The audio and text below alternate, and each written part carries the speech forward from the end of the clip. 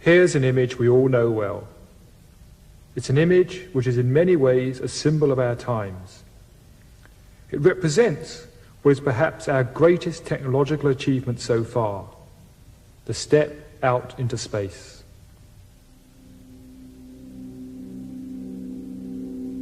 But the picture of our planet also has a far deeper significance. For the first time, we have seen ourselves and the planet from the outside, and the view has changed our feelings about ourselves in an unexpected way. For the early astronauts, the sight of the planet shining in the blackness of space was a profound experience. One of the astronauts who walked on the moon described his view of the Earth as an experience of instant global consciousness. He said, "When you're up there, you're no longer an American citizen or a Russian citizen. Suddenly all those boundaries disappear. You are a planetary citizen." And similar experiences happened to the other astronauts. They saw Earth to be a beautiful, magical-looking planet and came back deeply changed from that experience. Moreover, they became increasingly aware that all was not well back on Earth, and they came back wanting to help in one way or another. The pictures they returned with also had a deep effect on many of us back on Earth. For many people, it's an image which brings forth feelings of wonder and of awe, feelings of connection and of being part of something greater.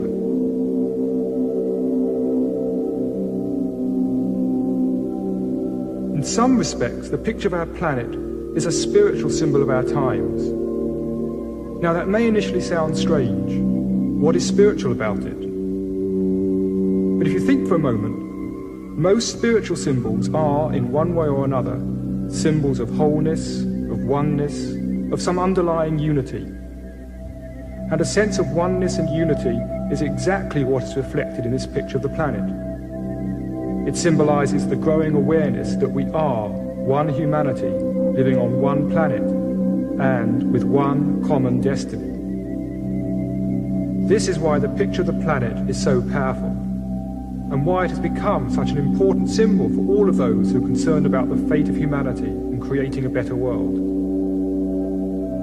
And there was another awesome realization which struck some of the early astronauts. Looking back at the Earth, it seemed that maybe the whole planet is a single living organism.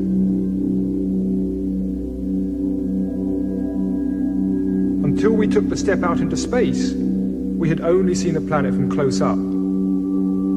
Even when you're 10 miles up in a plane, you're still only seeing a very tiny part of it. In some respects, we could compare ourselves to fleas living on an elephant. Now, being scientific fleas, they've studied the skin, measured how deep it is, looked for the sweaty bits, found the hairy bits, and generally mapped out the elephant. Then, one day, one of these fleas takes a huge leap off, 50 feet away, and looking back at the elephant wonders, could this elephant actually be a living organism in its own right? We have been taking a similar huge leap back. From 100 miles to 1,000 miles, till eventually we see the planet as a single entity. And the question comes, could planet Earth be a single living organism? Now, this is not such a wild dream as you might suppose. A number of scientists are now beginning to take the idea quite seriously. Researchers in both England and America have been looking at some of the long-term changes which have happened to the planet. When, for example, you look at how the temperature of the planet has varied over the whole of its history, you find that it started off very hot, but then cooled rapidly until it reached the crucial range in which life could evolve. From then on, it seems to have remained steady. Now that's strange, because theoretically, it should sooner or later have started rising again. becoming far too hot for life to continue. But it didn't. It stayed constant. What seems to have happened is that the living organisms of the time released the right amounts of the right gases to keep the temperature of the atmosphere constant, at just the right level for life to continue evolving. Now that may sound an amazing coincidence, but it's no more amazing than the fact that our own bodies sweat when we are hot and shiver when we're cold, maintaining ourselves at a constant temperature. The salt content of the sea also shows an interesting degree of self-regulation. Salt is continually washed off the land into the sea, and at such a rate that it would take only 80 million years for the oceans to reach their present concentration. So theoretically, the oceans should by now become one huge Dead Sea. But they haven't. In fact, the salt content has remained remarkably steady. Somehow, small organisms in the sea have absorbed just the right amount of salt to keep it constant. These are just two of many examples which have led scientists to propose that all the living organisms on the planet together function as one huge self-regulating system, a theory known as the Gaia hypothesis, spelled G-A-I-A, after this lady, who is the Greek Earth Mother goddess, Gaia.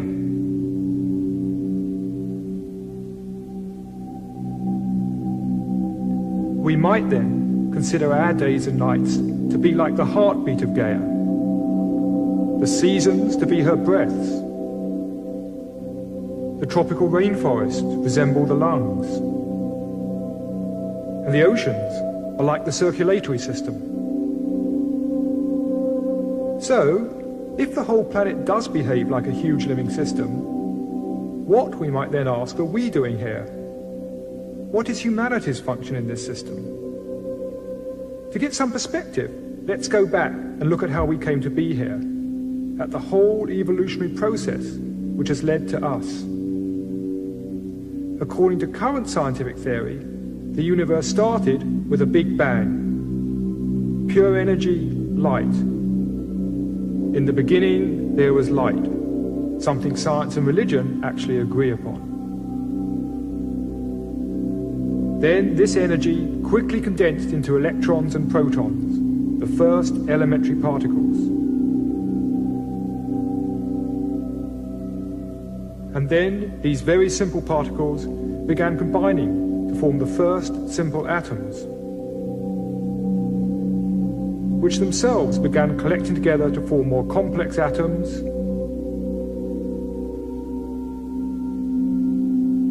and more complex atoms, until the whole of chemistry had evolved. Next, these different atoms came together to form molecules, like this amino acid, one of the basic building blocks of life. These, over time, began stringing themselves together to form much more complex molecules, like DNA, containing millions of atoms. These molecules then grouped themselves to form the first simple living organisms, bacteria and algae.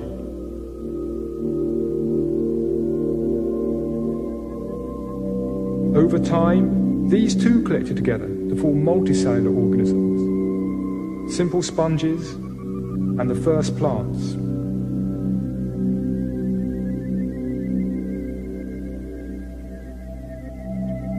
This process of progressive complexification and organization continued, leading eventually to the first fish. Now, fish represent a very significant stage in evolution. For fish were the first creatures with a skull and a spinal cord, and inside was the delicate nervous system, which now, for the first time in history, was protected by a case of bone. And from then on, the main thrust of evolution has been in the development of the nervous system. As we move on up through evolution, the external changes are very clear. The gills have become lungs, the fins have changed into arms and legs, But the most important changes of all were happening on the inside. The nervous system has become unfathomably complex. And today, the most complex nervous systems known on this planet are to be found in dolphins and whales.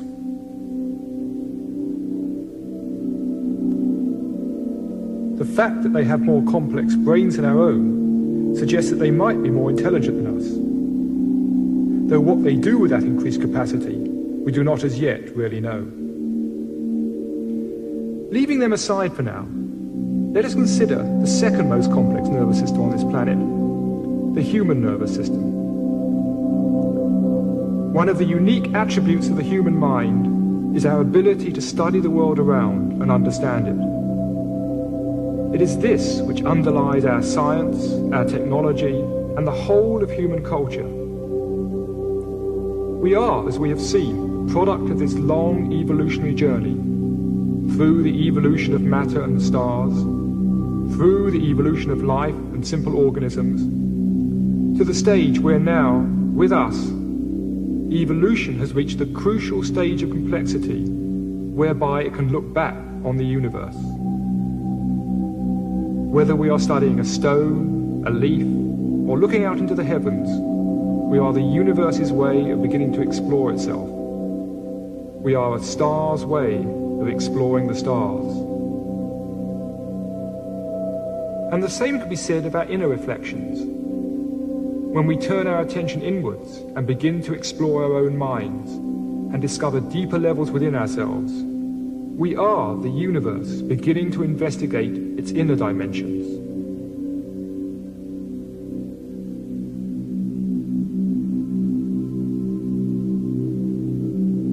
So the next question is, where is all this taking us? What's next?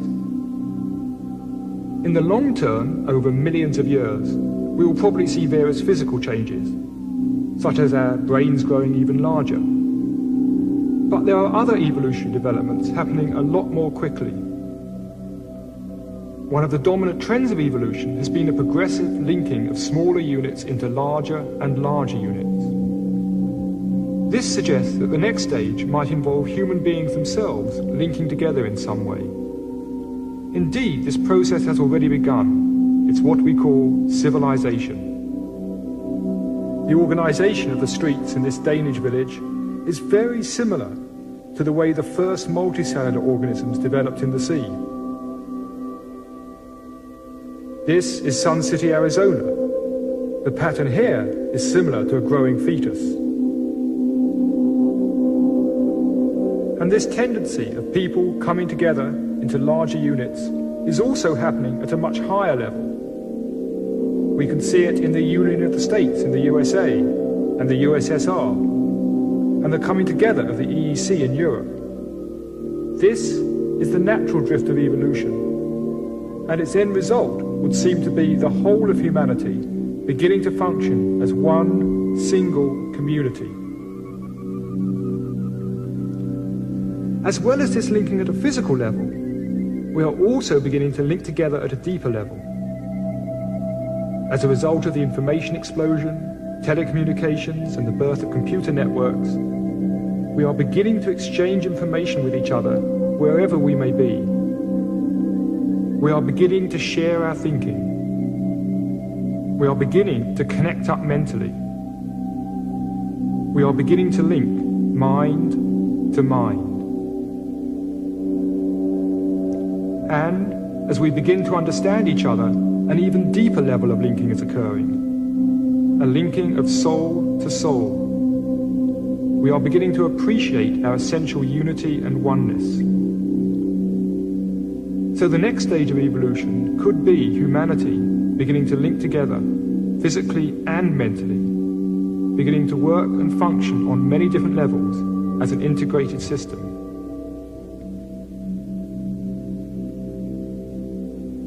Now, there are some interesting parallels between this integration of humanity and the integration which occurred at earlier stages of evolution.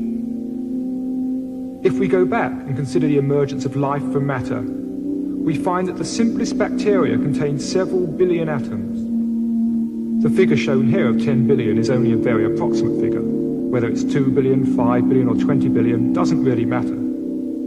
But it seems necessary to bring together approximately this number of atoms in order to create the complexity necessary for them to become a living system. Similarly, if we look at the next leap in evolution, the evolution of intelligent consciousness, we find it again takes several billion nerve cells linked together in the human brain to produce the reflective consciousness characteristic of humanity, though again the figure is not meant to be exact. Now, if this turns out to be a general principle of evolution, it would suggest that the next stage, the linking of humanity into an integrated system, would involve the working together of a similar number of minds. And indeed, the human population has already reached this level. We might then think of humanity as some sort of huge global brain, a brain in which we are the cells, linked together by our growing information networks. And there are indeed some interesting parallels between the way society is developing and the way the human brain develops. The main thrust of development of the human brain takes place mainly before birth, between weeks 8 and 13 after conception. Imagine for a moment that you are a nerve cell in this growing human brain. At first, there's plenty of space. Then, very quickly, there's a massive population explosion of nerve cells. If you were a nerve cell, you'd probably think, this is getting dangerous. There's not enough oxygen to go round. We're going to be short of blood soon. But suddenly, at week 13, the explosion stops. From then on, the development of the nervous system focuses on the growth of connectivity and complexity, the linking together of these billions of nerve cells. Today, we are seeing a similar process happening to humanity. We've had this massive population explosion, but it's now beginning to slow down. And we seem to be moving into the next phase, the linking of the billions of human cells in this planetary brain.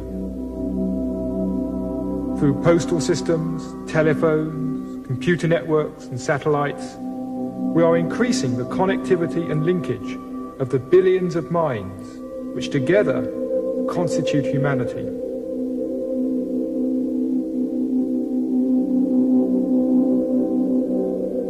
Now, all that I've spoken of so far is the good news. The bad news is that our rapid development is also threatening the welfare of the planet. In some respects, we seem to be very much like a planetary cancer.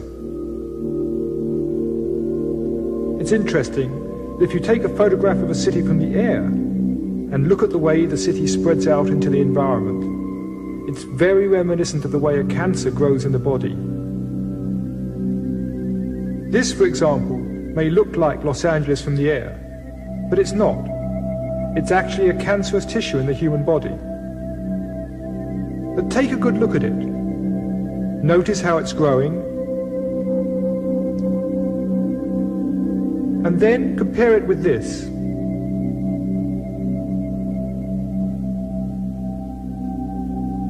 Now, the similarity is more than just in appearance. If you go back and look at what causes the cancerous tendency in the individual, and at what causes a similar tendency in society, we find that underneath are very similar principles.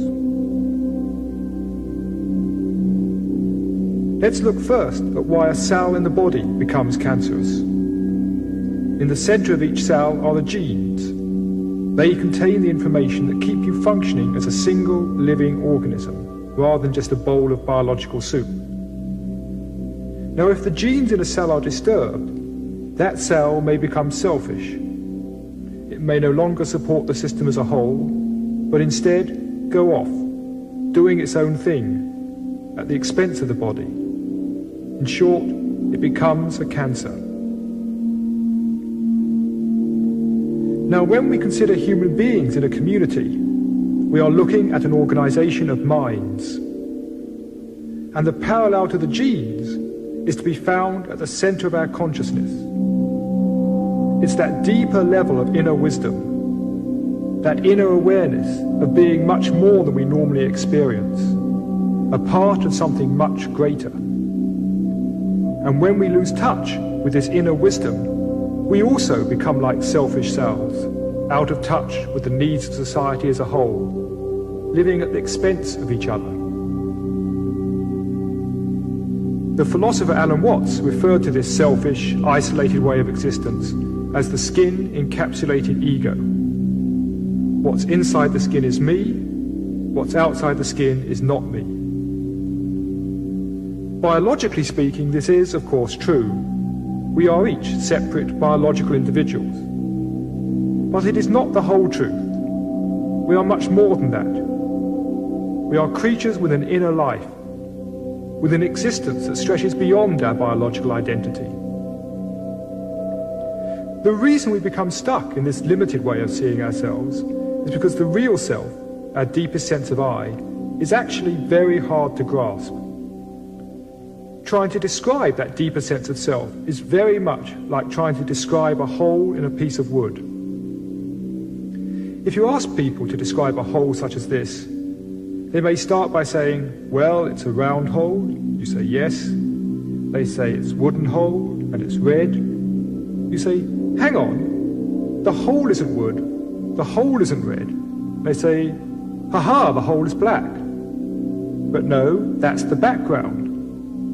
And suddenly they're stuck. What's the hole? How do you describe the hole itself without describing its surroundings? In a similar way, it's very difficult to grasp and define our own inner sense of self. Instead, we tend to describe ourselves in terms of what surrounds us. Our many possessions, the roles we play, our social status.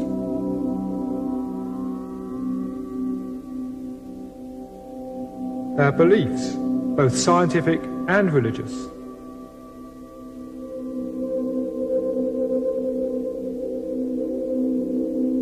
Now, this limited sense of identity may not in itself seem very dangerous, but it does have some far-reaching consequences. It turns out that many of the ways in which we mistreat and abuse the environment stem from our seeing the world as separate from ourselves. We may take fairly good care of what is inside the skin, but we don't care nearly so well for what is outside the skin. As the late Gregory Bateson said, if this, meaning this me versus the world attitude, if this is your estimate of your relationship to nature, and you have an advanced technology, your likelihood of survival will be that of a snowball in hell. You will die either of the toxic byproducts of your own hate, or simply of overpopulation and overgrazing.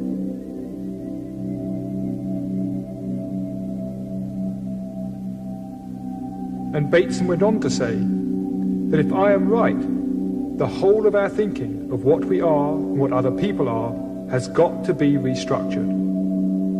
The most important task today is to learn to think in a new way. I would actually go a step further and say the most important task is to be in a new way, to experience, to be conscious in a new way. We need to make the shift from this, the skin-encapsulated model of the self, to this, what some have referred to as leaky margins. The boundaries are still there, but they are much less solid. In addition, we now experience a greater oneness with the world outside. Such a shift of consciousness could play an important part in the next stage of our evolution. If we go back and look at the previous major steps in evolution, we can see that each stage became a platform for the next. Energy led to matter, matter led to life, and now life has led to consciousness. Thus the spearhead of evolution is now the human mind.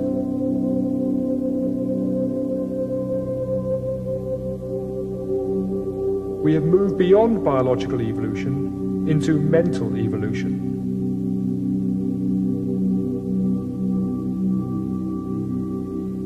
Thus, it is not changes in our bodies which will now determine the future, so much as changes in our thinking, changes in our perception, changes in our attitudes. The evolutionary phase which we have now entered is the evolution of human consciousness. Inner development is now the key. In short, evolution has become internalized.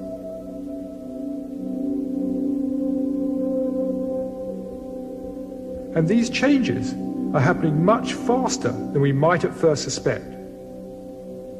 Recent data shows that inner evolution may soon become very widespread in our society.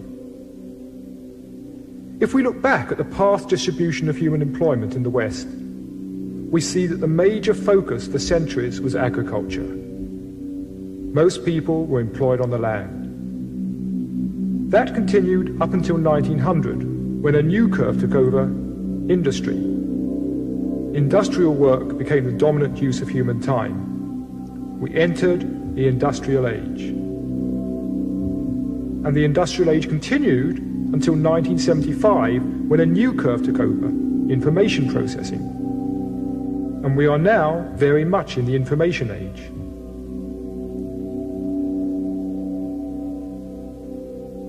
And we enter the information age much faster than anybody anticipated. Whereas it took over a century for the Industrial Revolution to have its full effect, the information revolution has had a major impact in just 25 years. So the next question is, what will follow the information age? Well, there are already signs of a new curve beginning. And although small at present, it is growing even faster than information processing. This curve represents the growing number of people involved in the exploration and development of the vast resources of the human mind itself. These are the people who are beginning to explore what may perhaps be the last great frontier: our own minds. The number may be small at present, but as you can see, if you extrapolate the trend, then by the year 2000, it will have overtaken the information curve.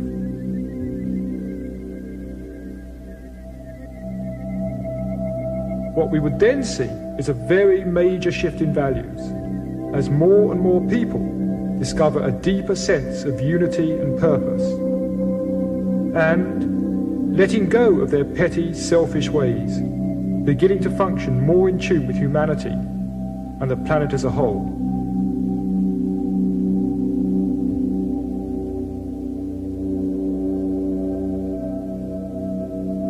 Now, the idea that there are deeper levels to human consciousness is not new. In all ages, all around the world, we find people talking of that same fundamental wisdom, that same basic understanding of life and consciousness.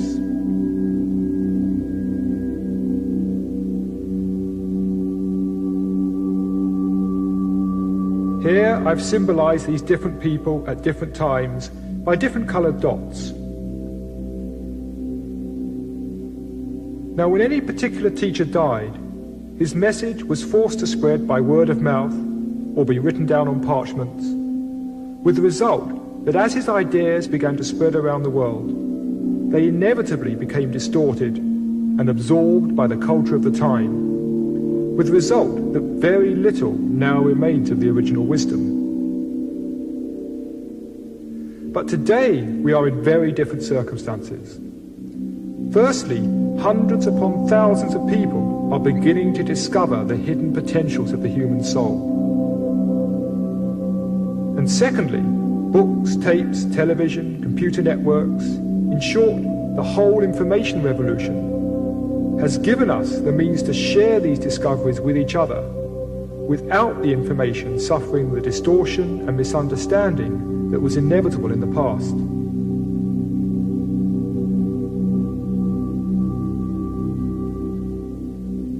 So now, as the wisdom begins to spread out across the planet, there is instead a positive feedback.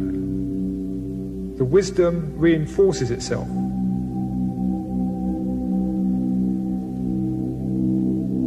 rather than dissolving, the wisdom builds upon itself. Such an inner awakening could be the crucial ingredient in the linking of humanity into an integrated society. A society in which we are linked spiritually through an awareness of our inner unity, an awareness that we are all part of something greater. And at the same time, gaining a greater awareness of our individual potentials and uniqueness. A synthesis of greater individuality along with greater community.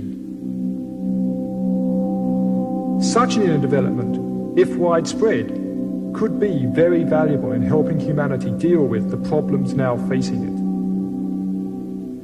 We are clearly in a time of crisis, but most of us think of crisis as bad. But maybe we have something to learn from the Chinese on this. Their word for crisis, Wei Qi, means two things. The first symbol means danger, beware. But the other two symbols mean opportunity, an opportunity for something new to emerge. If we only see crisis as danger, as a threat to our accustomed ways, then we may spend all our energy resisting it. We need also to look at the opportunities inherent in the crisis. From an evolutionary perspective, crises are a sign that something has gone wrong. The patterns of the past are no longer working. Crises are thus a challenge, the challenge to adapt. They are the challenge to let go of the old ways of thinking and move on to a new way of seeing. Thus, humanity's current crisis may not, at its root, be an economic crisis or an environmental crisis. It may well be a crisis of consciousness, a crisis in how we see ourselves and the world around. Many of us have probably experienced at one time or another those moments when we feel at one with the world, a sense of inner peace, with no need to prove who we are. The question is, can we allow these precious moments to happen more often in our lives and in the lives of other people? In short, can we choose to explore and develop our greatest resource of all, our own minds, our inner selves? I'd like to finish with a poem from Christopher Fry's play, A Sleep of Prisoners. The human heart can go the length of God. Dark and cold we may be, but this is no winter now. The frozen misery of centuries cracks, breaks, begins to move. The thunder is the thunder of the flows, the thaw, the flood, the upstart spring. Thank God our time is now, when wrong comes up to meet us everywhere, never to leave us till we take the greatest stride of soul man ever took. Affairs are now soul-size. The enterprise is exploration into God. But where are you making for? It takes so many thousand years to wake. But will you wake? For pity's sake.